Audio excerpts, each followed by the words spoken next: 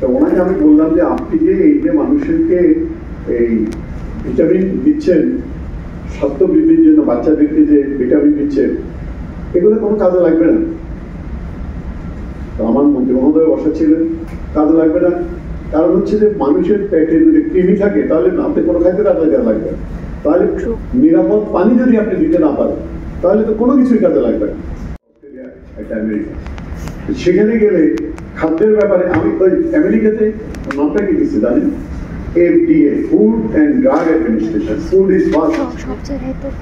এবং কোনো ভেজালকে তারা কোনো মানে অন্য কিছুতে কম্প্রোমাইজ করে, ফুডে কোনো কম্প্রোমাইজ করে। এবার সৌদি আরবে হচ্ছে থেকে শুনছি যে ওইখানের মধ্যে নাকি কারণ আমার বাড়ি নোয়াখালী, তো সুতরাং এটা সব জায়গায় লোক আছে। তো এখন সেখানের মধ্যে বলে ওই যদি কারো পেট খারাপ হয় ছবি ওরা খবর নেয় যে কোন হোটেলে গেছে।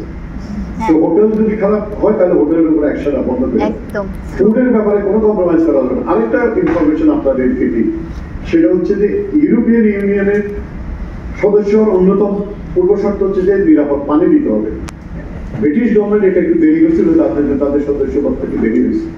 তাহলে এর যে গুরুত্ব, এই গুরুত্ব আর বসা, কিন্তু এই গুরুত্বটা আমি আপনি বুঝতে হবে না, আমাদেরকে এটা ওই যে আমি আমার বলবো বঙ্গবন্ধুর ভাষায় যে যা কিছু আছে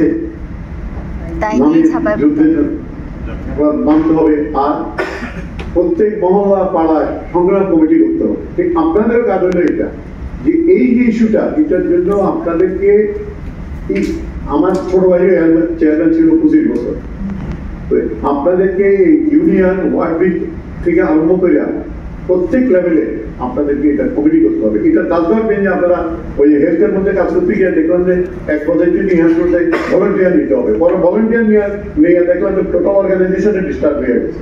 সুতরাং ম্যানপাওয়ার সংযোজন এগুলো কিন্তু কেয়ারফুলি করতে হবে। এই যে জিনিসটা আমরা মানুষের কাছে এই জিনিসটা মেসেজটা পৌঁছাইতে হবে, এটার গুরুত্বের কোনো অপরিসীম গুরুত্বপূর্ণ।